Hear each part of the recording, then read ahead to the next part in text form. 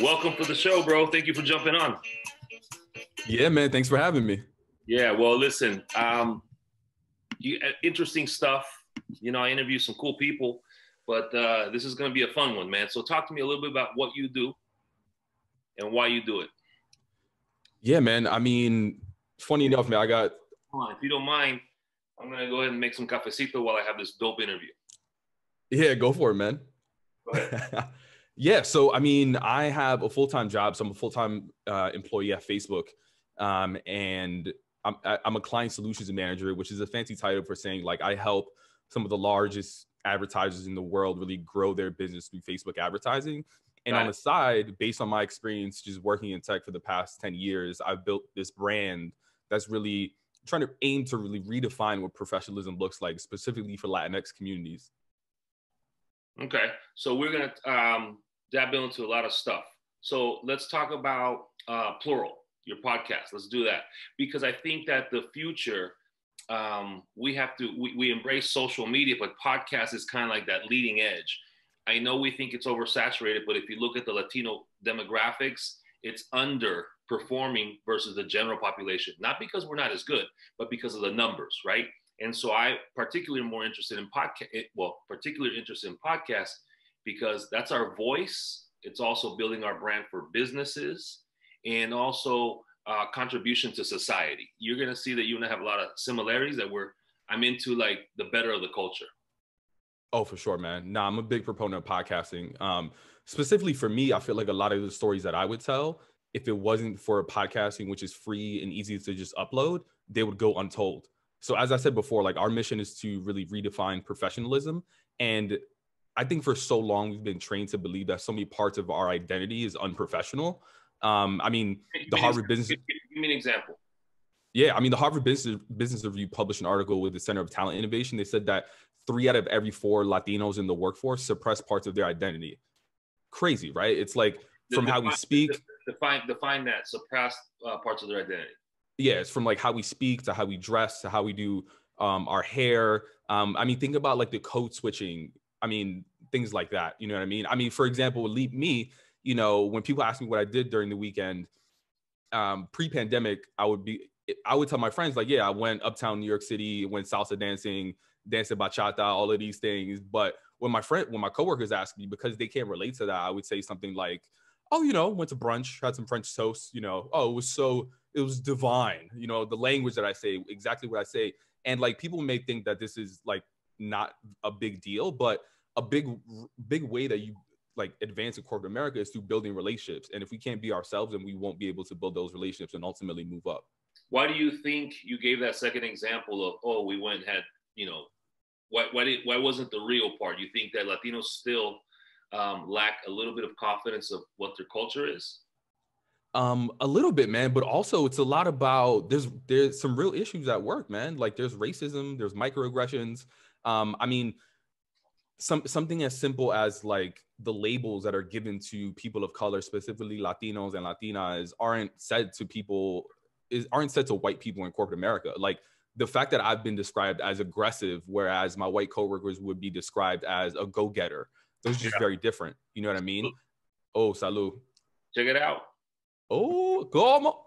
Yep, that's the name of this podcast. No, it's interesting, and I like having this dialogue because even though I look young, I'm a little bit older, and I have a different experience in the workforce, where it's always been work-related versus the art, you know. Mm-hmm. And that's one of the things I appreciate about you is like you have a little bit of both. You're at Facebook, you know, you do interact in technology, and you are Latino, you are young, and you are cultural. Mm-hmm. If you really think about it, that's like the cuatro leches. Instead of dulce de leche, you know, the 3 things, the tres leches, you're the cuatro leches, right? And that's what we want our people to be, more woke, you know, because I think if you put so much time into the art, you're going to wake up 15, 16 years from now saying, I could have done something different. I could have learned the business, because the business allows you to fulfill your passionate projects, you know? And so I like that. The podcast, tell me how it's been, how it's gone for you. Was it hard in the beginning?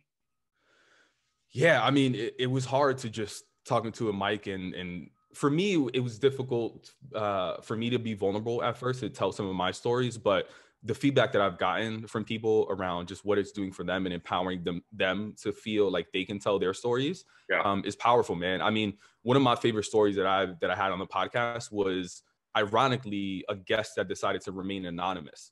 And it sounds weird at first, but the reason why he decided to remain anonymous is the same reason why a lot of these stories get untold. He was scared of retaliation from his coworkers in sharing some of these racist experiences that he's been a part of, right? So he remained anonymous just out of fear that he would get fired. And the fact that people like him were able to trust me into telling his story, I think is really powerful, man. No, I like it. One of the vulnerable stories that I looked up, what you did was, are you Dominican enough, for your kids? Let's talk a little bit about that, because that's something that I'm always talking to with my friends, my girlfriend. And so tell us about that. Yeah, man, it's a constant battle.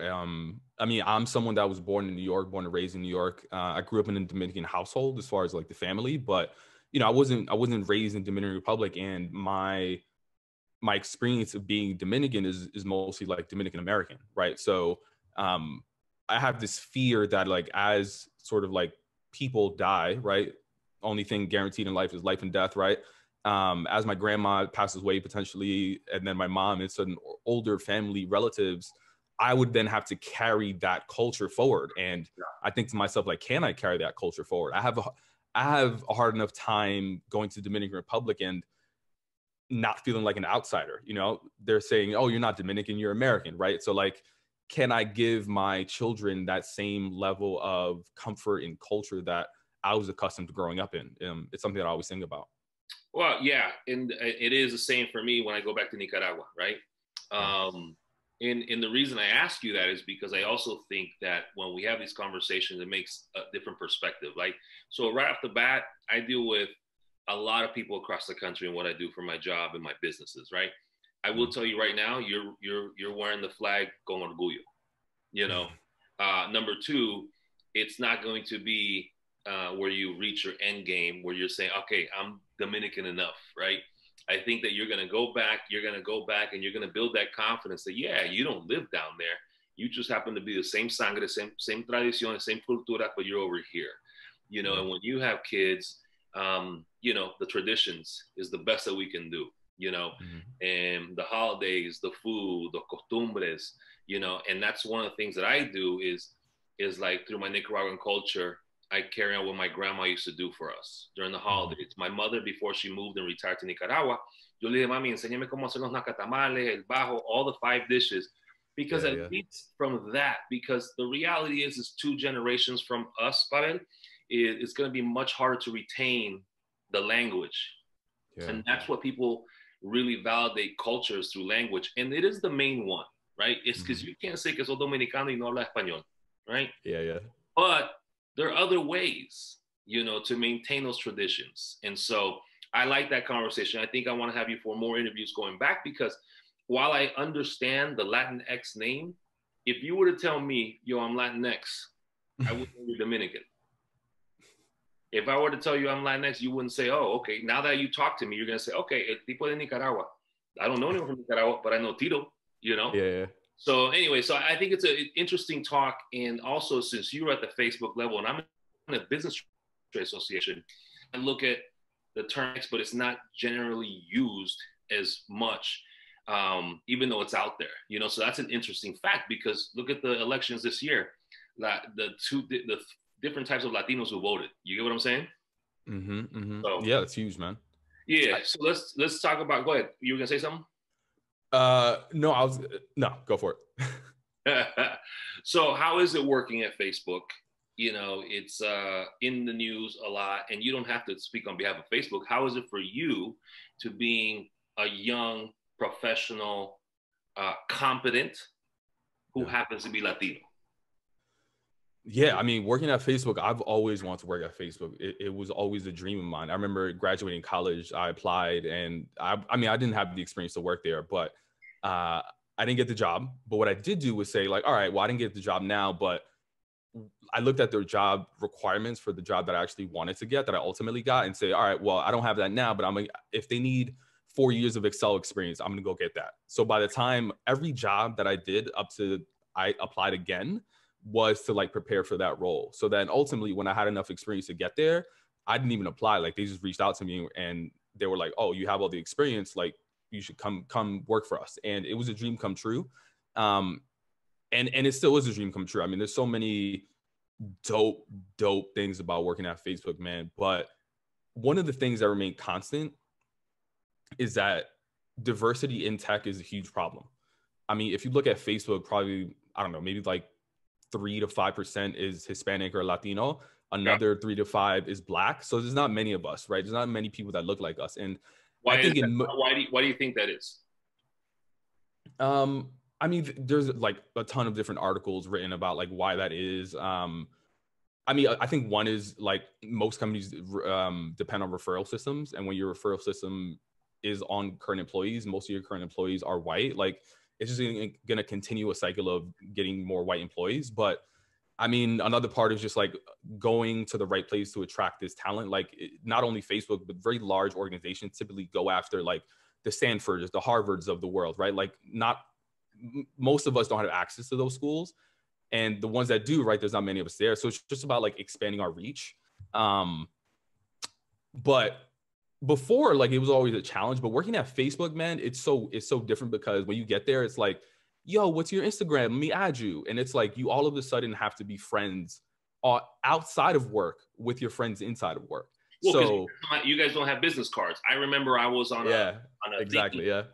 Facebook had invited me to a think tank for Latinos, and I was there.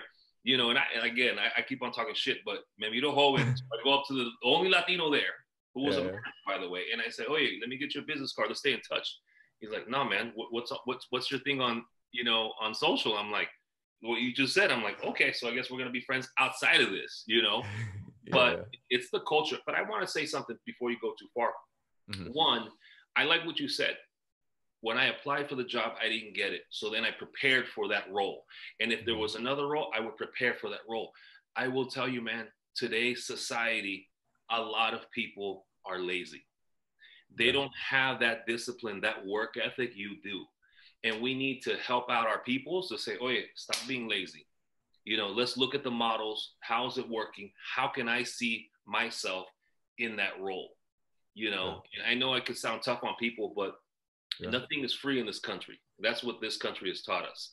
And it's even harder when you're pointing out the numbers. But the numbers are there. It should offer motivation on how to find a strategy to get there. I'm older than you. I grew up in an era where I didn't see the lack of diversity, but we had to work our way up, And so it's good. We need people like you to go up as high as you can, because it goes back to what you're saying, the referral system. Yeah. You will hire. You gotta bring people up with you. Absolutely. So you have a responsibility after this podcast that you didn't even know you were gonna get, bro. Oh, I always knew I had it, man. Always knew. Yeah. So Plural is your consulting company, or is that your podcast platform? It's a lifestyle brand that we're aiming to create for Latinx professionals in hopes of redefining what professionalism looks like.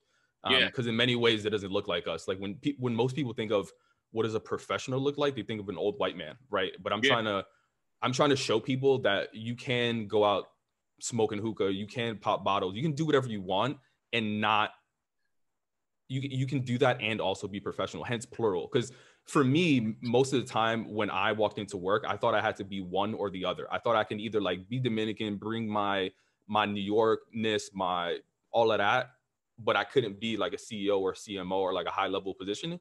Or I can do that, but I had to let go of the other, right? So for me, it's about like bringing those two worlds together. I mean, similar thing with women, right? Like women get told all the time is like, oh, she can't be a leader, she's too sexy. But like, why can't you be a jefa and a chula? You know what I mean? Like, there's so many things as to like why I'm trying to like reshape what that looks like and break the mold.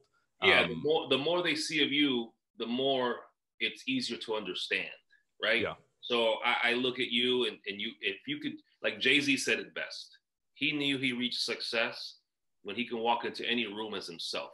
Exactly. He didn't have to wear a suit to go talk to some VCs. He didn't have to dress thuggish when he was at a concert. He's himself, right? Yeah. And we need more Latinos doing that. Like I look up to like the Jay-Z and the Diddy pictures together because you have this Black excellence thing. They're not afraid to say, we're going to help you Black people out, right? But one day we will see Latinos together like that on that level. We're talking billionaires and sharing their resources and not being afraid to be Latino. I look at you walking into a room, you're a professional. You can manage yourself in any kind of boardroom, and you're wearing a fulano shirt, you know, and that takes confidence, and that takes preparation and merit. So I like what you're doing, man. I like what you're doing. Even the background.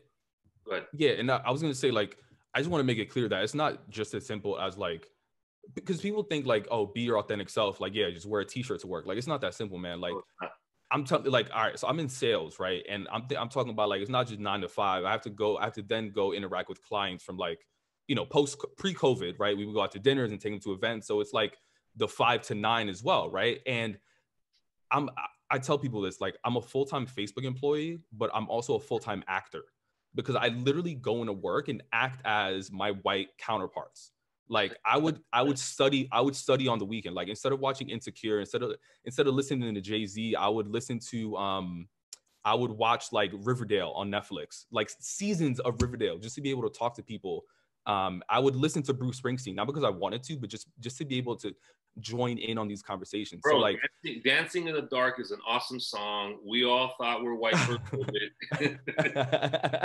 But it's a lot of work, man. And like, it's a lot of productivity that we could actually allocate towards working. So like, it's a lose-lose for so many people. And so part of it is to like inspire people that look like us, but it's also to raise awareness for people that don't look like us, to be like, yo, these situations happen. Because sometimes people don't realize that like what they're doing is problematic. Like, there was a story on our podcast where, you know, a girl, she walked in with her natural curly hair into work, and her coworkers literally scheduled a meeting just for her to tell her that her hair isn't professional. Like, just imagine what that feels like for someone, their confidence and like how they show up to work and their like who they are as a person. Like, it has major impacts, man. So I'm trying to just like really just empower us to be our most authentic selves and be confident in that.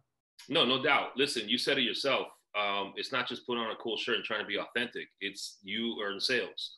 And if people need to understand the business world, you have to produce. Numbers don't lie. They don't look at some fly looking Dominican, some shit talking Chino Nicaraguense, you know, they look at the numbers, the P&Ls, the bottom line, the productivity, you know. And so know your numbers, be dope at it. Because I think that builds confidence. You could be un fail and hit your numbers consistently, but that builds confidence, and then everything else changes, you know? So no, I agree. It's not just about looking cool. It's actually about producing and being a professional, because you wouldn't be at Facebook if you weren't hitting your numbers. Right. So let's talk about your podcast. And I want to talk a little about your clothes. The podcast, give me one moment where you were like, I thought this was going to be a dope podcast, but damn, es un come mierda. I mean, luckily I'm just starting, so I haven't had that come mierda moment. All right, I haven't had a come mierda moment, man. Like, all the people that have joined have been either like people that I know myself or like referrals from people that I trust. But as we expand and like maybe run out of people that I know, I may have a couple come mierdas, you know. Just text me when you get that first come mierda moment, bro. All right. Let's talk about one that was better than you thought. You're like, damn, you're more interested, you're more woke than I thought. Yeah, man.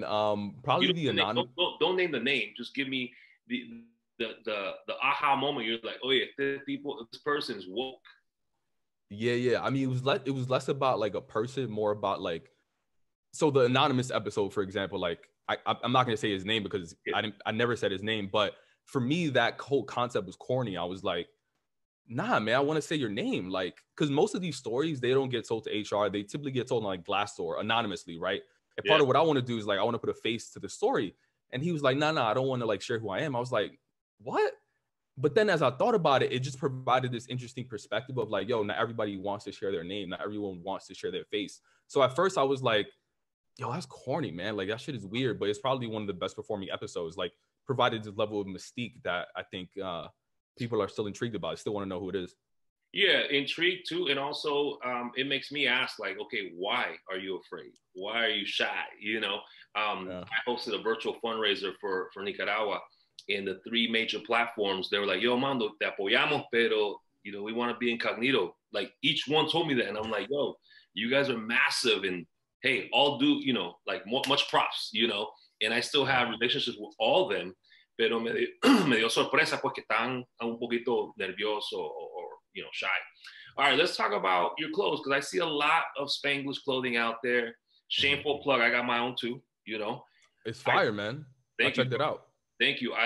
There's a lot out there, and I'm not gonna lie, a lot of them are fucking corny. But yours, I like, you know, and so tell me a little about that. Thank you, man. I mean, honestly, it all starts from the podcast. It all starts from, I'm inspired by the stories that our community tells me and tries to tell the world. I mean, this Fulano shirt, like I've always had the idea of doing a Fulano shirt, and Fulano really is like, you know, yo, Fulano de tal, like what's his name again? It's kind of like you. That dude, yeah.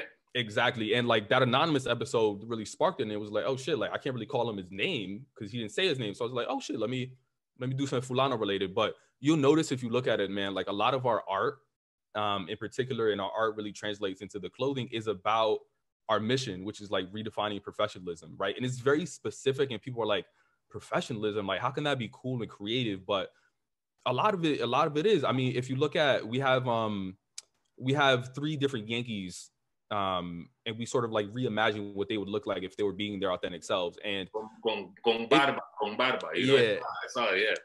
Con barba and like a gold chain and all these things. And people are like, yo, why are you putting beards on Yankees? But if you think about it, like professionalism all right, the Yankees are the only team in Major League Baseball that do not allow their players to have beards. Yeah. Right. And people think it's such a subtle thing and it's only in baseball. But if you look at the financial industry, like most investment banks, they don't let you grow beards. I remember in high school, they didn't let me grow a beard. And it's all about this idea of like what a professional baseball player is supposed to look like. You know what I mean? Yeah, clean shaven, no jewelry, etc. And I want to redefine like I want to have that conversation. Like, why can someone not have a beard and wear a gold chain and earrings and produce on the field? Like, why is that looked down upon? You know what exactly. I mean? Same thing. I have one of a lecture of AOC with braids on.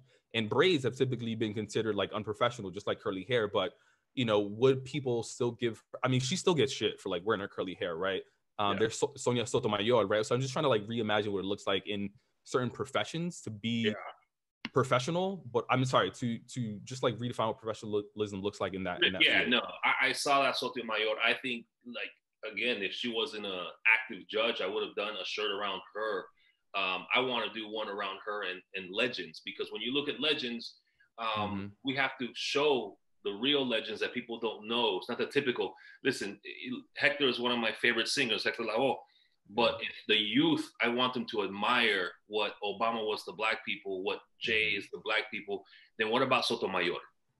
You know, Celia, you know, everyone talks about La vida es un carnaval en azúcar, but if you look at Celia's story to overcome, you know, the machismo, to have a country take on the government, to never go back against Fidel, even where those are like legends. Those are stories of perseverance antes de lo de hoy, you know. And so I like how you had Sotomayor. I like the anti-sinvergüenza social club. The sinvergüenza is dope. That's like my version of my hashtag no come mierda, you know. But I won't put, yo no voy a poner una vulgaridad on it because still a mama's boy. My mom will say, yo, vos sos vulgar, you know. So I like that one. But I like your clothing too, because it's you know, Fulano, you're taking a word that we as children listen to our parents talk. Hey, Fulano, you know, and you made it cool and you made it modern. Just like bendecido. How many times did my grandma, my mother, mi tía, bendecido, bendecido, hijo, bendecido. So I want to make it a lifestyle and positivity, you know. So I really like your gear. I'm actually going to order the hoodie and rock it. So anyways, so props on that. And let's have some, in the next 2-3 years, what is your goals business-wise? Yeah. I'd say long-term vision, probably like 3 years. I would love to be in a place where Plural can, and maybe this is a little further out, but where Plural can really like impact change at a policy level. And I'm not talking about like, you know, I think national and like federal, like I'm being way too ambitious if I can do that. But if I can reach one company from one podcast episode and their current employees to raise awareness about an injustice or something that's happening in that specific company and hopefully change something there, that would be huge, man. That would be huge. And I don't know what that is or what that looks like, but I think the first step is really just like raising awareness. And that's what I'm trying to do. And like last year was year one. And that's where I was just like throwing a bunch of shit out there, see what works, see what doesn't work, see what lands. Year one, I'm going a lot hard. Year two, I'm going a lot harder in content and really just like focusing on awareness, make sure that people just know about these stories, getting more visibility in like the media and things like that. The next year, probably focus a lot more on like growth and sales. And then the third year, I would love to, in the following year, which, you know, maybe a bit more long-term, is really like implement change at some level, policy-wise. You know, you got to do what you're good at and what you're passionate about, you know, but I do see Plural as being an agency for Fortune 500 companies to hire on. For 60, 70% is for, you know, sales and performance through, you know, I don't even like using the word diversity because you and I know that the diversity department in major companies is usually los pobrecitos to check the box, you know? So I would say Plural would be like a company that does, you know, you have, you know, I don't know, man, Target, you would have Pepsi, you would have Procter and Gamble to say, oh yeah, I'm going to hire you to go ahead and build out a sales unit to the fastest and youngest growing demographic with a 30% making sure that they are, you know, a diverse company, and then take on those injustices, you know, social injustices that you want, you know, because I work for companies that companies come to us that just have no clue. And I can name a dozen consulting companies out there that just think by translating documents is sufficient to hit the minorities, you know, and it takes more than that. So you got to go up as high as you can at where you're at Facebook. You got to keep that agency going because that is your legacy. And that is what you want to make a lot of money consulting companies on business. You get them to church and then you convert them. You know, I see you as that. We need a Latino Gary V, you know, we need a Latino Jay-Z. You get what I'm saying? So that's the kind of stuff I'd like to keep in touch with you on, that kind of stuff. Yeah, for sure, man. Let's talk about, before we get to the fun stuff, you know, much props to your company for taking a stance on what's happening today in society. You know, are you guys keep updated on that? And as far as work, because people are always going to, you know, the extreme people are going to be like, oh, Facebook is down, Twitter is down, you know, on the stock market. Yeah, everyone knows that's just temporary. You know, it's like stock markets change. So as employees, do you guys feel good that you're working for a company that's putting kind of, you know, morality and safety over profits? Facebook, you mean? Yeah, I didn't want to name the name in case you could say, hey, I can't speak on Facebook. Oh, I probably can't speak on Facebook. But overall, I'll say that, you know, do I feel proud to work at Facebook? For sure, man. I mean, no company is perfect, no matter where you work. And do I agree with everything that Zuckerberg or the leadership team makes? No, like nowhere you're going to agree with every single decision that the leadership team makes. But I am proud to work at Facebook, man. I think we have been, and we have an opportunity to make so much positive impact on the world, given the resources and the audience that we do have. So yeah, I'm really excited for the continued growth and the continued positive impact that it's having. And it's interesting too, man. Like a lot of the feedback and the rhetoric that's said about Facebook, and from an advertising perspective, I think doesn't consider the positive impact that it's having on small businesses. Of course not. Listen, the Facebook is a dying, you know, I don't want to say dying. It's the lifeline of a business. Yeah. So no one's ever going to talk about the positives, but we all know we're dependent on shit. Listen, Zuckerberg shut up the most powerful commander in chief in the country. And he's a kid who started with an idea. I just get mad watching the movie and see how he did it. And he's making so much money. But hey, listen, I was telling my girlfriend, I said, listen, you can't knock the CEO of Twitter and Jeff Bezos, who basically grew up with a Cuban stepfather, and Zuckerberg. These three kids, their parents must be so proud that they have built a legacy generational wealth, and can also at some point say, you know what, enough is enough, bro, and tell the president of the United States, shut the fuck up. So I like that. It's not about political beliefs. It's about the what these kids have built. So it's good to have you there. You could be a Sheryl Sandberg, bro. Go up as high as you can and write a book, and have Plural just be the dopest agency out there. Because I will tell you, I deal with a dozen agencies out there, and there needs to be a powerful one. Changing of the guard, just like incumbent people, elected officials. Same thing in the agency world when it comes to Latinos. Appreciate it, man. Appreciate it. I know you probably didn't expect that kind of a conversation in this podcast, but I'm telling you, I have people on the show for a reason. Let's get some fun shit, man. Some fun shit. All right. Your pet peeves in society. Pet peeves in society? Yeah, like hashtag que te molesta. Oh man. Told you this shit is deep. You're like, yo, this Chinese guy is funny. Pet peeves in society. I mean, there's a lot of things, man. Name one.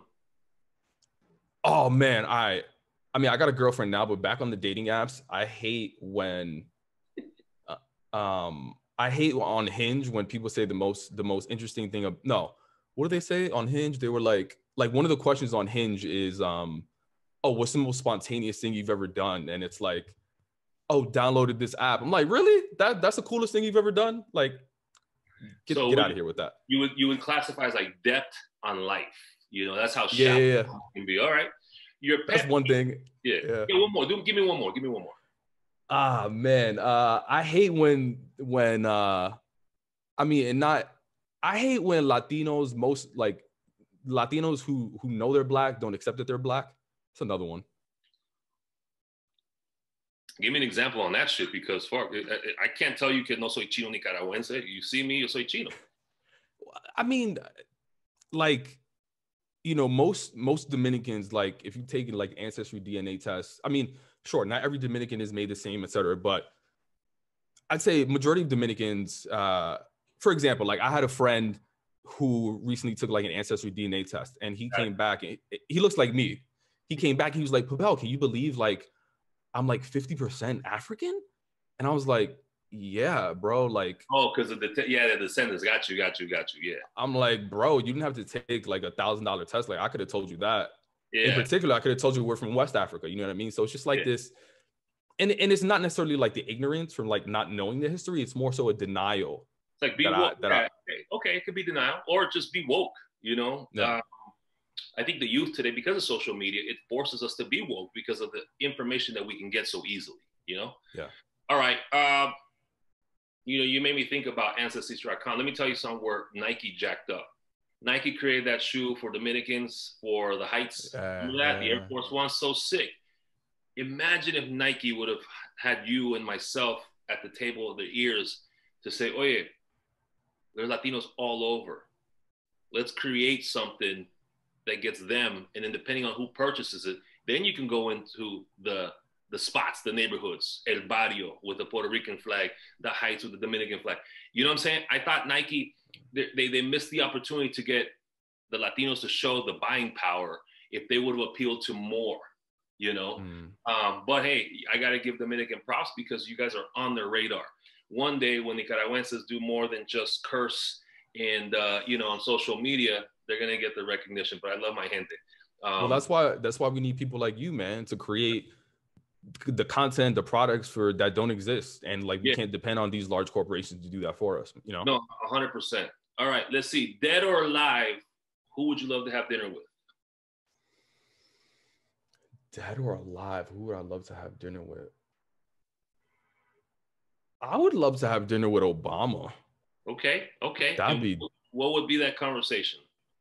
I just want to know. I mean, I haven't read his new book, but I just feel like, especially just like I'm so fascinated by like this ability to like code switch and like fake who you are and like not be your whole self because people are going to judge you. And I feel like he probably had to deal with a lot of that. I think he wrote about that in his latest book, right? This like, well, I can't show all my emotions because then people are going to see me as an angry black man. You know what I mean? Yeah. And there's so much of like suppression that he had to do identity wise that I would just love to know like what that experience is like, especially in such a role like the presidency, where you have to present, or at least I think most people are like forced to present a certain image of who you are. I mean, his biggest scandal was that he wore a tan suit. Talk about image, like the fact that he can't even wear a different color suit. Yeah. Like, I just love to know about like how he dealt with all that. No doubt, no doubt. Did you vote in this past election? Yeah. Good. That's the question I ask all my panelists, whether they are winemakers, chefs, reggaetoneros, profile business people like you, because I want to show from this podcast que somos humanos, que we vote, we're contributing, because I want people to understand that by voting, I don't care who you vote for, but by voting, we show the true power, and that true power will demand elected officials locally and nationally to say, okay, what are we doing for this segment? Because I don't really like when la gente se queja, what are you doing for us? We want you to put someone who looks like us in that power. Well, do we know if they're qualified? Yeah. It's like you having to work with a coworker at your job just because they're Latino, they got the job, but what about are they capable, you know? Mm-hmm. So that's good that you voted. All right, last question. The world is ending. Your last dinner on Earth, what would it be? My last dinner on Earth, man. I'm gonna start backwards. Do it. I'm gonna start with dessert. For dessert, I'll probably get tres leche for dessert. My favorite. It's my favorite. I'm gonna move up. I'm gonna do the side. I gotta get a side of plátano maduro. Okay, I was gonna say queso frito for my side, but yeah, go ahead. Okay, queso frito. And then I'm a big meat eater, so I'll take like a churrasco or like a good steak. That's mine too. Churrasco with chimichurri, bro. There we go, exactly. And I'll probably get moro on the side with like some fried plantains. That'd be it. I love that, bro. I love that. That's so crazy. I didn't expect us to have so many things in common. Because I really was just like, let me get to know this dude. I like what you're doing, and trust me, let's stay in touch because there's so much out there, you know? You gonna say something? No, I was gonna say, I agree, man. I appreciate what you're doing in the community that you're building, man. I really appreciate it. Yeah, no doubt, man. So thank you for being on the show. We're gonna have you back because we're gonna talk other topics. We're gonna talk about Latinidad. We're gonna talk about Don't Act the Fool segment, you know, in the workplace, knowing the dedication. We're going to talk about the future leaders, because I'm telling you, I believe that the future leaders looks like you and I. 100%. Thousands of us that looks like you and I, male, female, not celebrities, but the people who have a voice, the people who are woke, because I think there's going to be a changing of the guard. There has to be a Diddy and Jay-Z for Latinos, and a Gary Vee at that table, and it's done through the culture, not through the language. Yeah. You know what I mean? So thank you, bro, for spending some time, and then we'll stay in touch. Bye, man.